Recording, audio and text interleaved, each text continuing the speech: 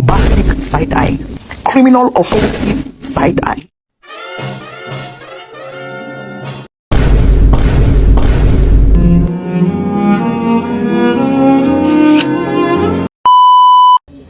Assalamualaikum warahmatullahi wabarakatuh. Perkenalkan, kami dari kelompok 4. Di sini kami akan menjelaskan secara singkat mengenai konstitusi. Sebelum itu kami akan memperkenalkan diri. Saya Novia Sri Hardianti, NIM 11.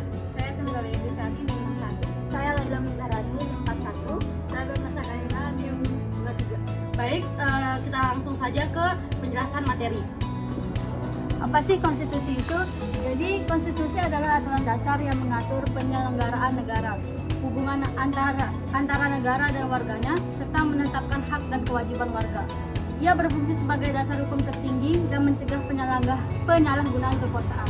Konstitusi juga memiliki beberapa tujuan penting, yaitu 1. Menjaga kestabilan negara, 2. Menjamin keadilan, 3. Melindungi hak asasi manusia, 4. Mengatur pembagian kekuasaan, dan 5. Sebagai alat pengatur perubahan.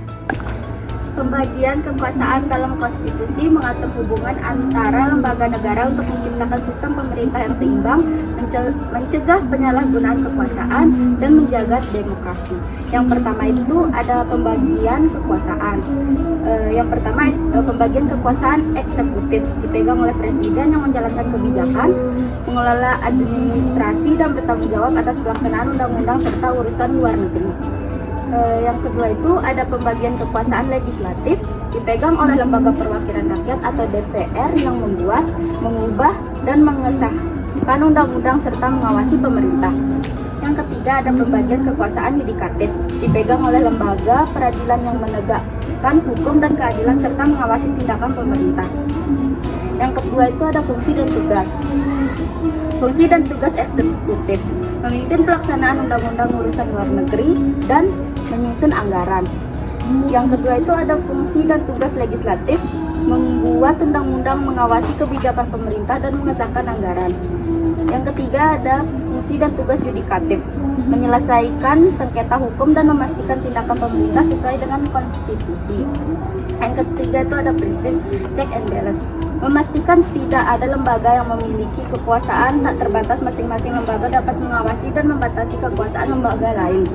Yang keempat itu pentingnya pembagian kekuasaan, membantu menciptakan pemerintah yang transparan dan akuntabel serta mencegah penyalahgunaan kekuasaan yang dapat merugikan rakyat. Konstitusi dapat dibedakan berdasarkan beberapa kriteria. Yang pertama itu konstitusi tertulis, yaitu dokumentasi resmi yang berisi aturan dasar negara seperti UUD 1945 seperti di Indonesia. Yang kedua, konstitusi tidak tertulis berdasarkan kebiasaan atau praktik yang diyakini seperti di Inggris. Yang ketiga, konstitusi fleksibel, mudah diubah melalui prosedur legislatif biasa seperti di Inggris dan Selandia Baru. Yang terakhir, konstitusi kaku, sulit diubah dan memerlukan prosedur khusus seperti UUD 1945 di Indonesia sebelum amandemen. Struktur konstitusi terdiri dari beberapa bagian utama. Yang pertama itu preambul atau pembukaan berisi tujuan, dasar filosofi, dan prinsip-prinsip negara seperti cita-cita bangsa. Contohnya UUD 1945, Indonesia yang menyatakan negara Indonesia yang merdeka, bersatu, berdaulat, adil, dan makmur. Yang kedua, pasal-pasal utama, bagian inti yang mengatur pembagian kekuasaan, hak dan kewajiban warga negara, serta struktur negara. Yang ketiga, amandemen atau perubahan, mekanisme untuk mengubah isi konstitusi, biasanya memerlukan persetujuan lembaga legislatif atau referendum. Adapun contoh kasus pada materi konstitusi ini yaitu perubahan UUD 1945. Nah, perubahan UUD 1945 yang dimaksud adalah serangkaian amandemen atau perubahan terhadap Undang-Undang Dasar Negara Republik Indonesia tahun 1945. Perubahan ini terjadi setelah Indonesia merdeka dan melalui berbagai fase untuk menyesuaikan konstitusi dengan perkembangan zaman dan kebutuhan negara. Nah, adapun poin penting terkait perubahan Undang-Undang Dasar Negara Republik Indonesia tahun 1945, yaitu ada amandemen pertama pada tahun 1999, yaitu penambahan pasal mengenai pemilu dan demokrasi.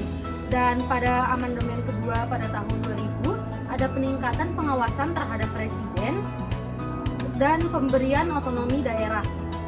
Setelah itu ada amandemen ketiga pada tahun 2001, yaitu penyempurnaan pemilihan presiden serta penegasan sistem pemerintahan yang berbasis demokrasi. Pada amandemen keempat pada tahun 2002, penyempurnaan lembaga negara. Secara umum amandemen ini dilakukan untuk menguatkan demokrasi, memberikan hak-hak lebih jelas kepada rakyat, serta menciptakan pemerintahan yang lebih efisien dan akuntabel. Tujuan utamanya adalah menyesuaikan konstitusi dengan perkembangan politik dan sosial di Indonesia. Sekian penjelasan singkat mengenai konstitusi dari kelompok kami. Terima kasih. Wassalamualaikum warahmatullahi wabarakatuh. Bye. Bye.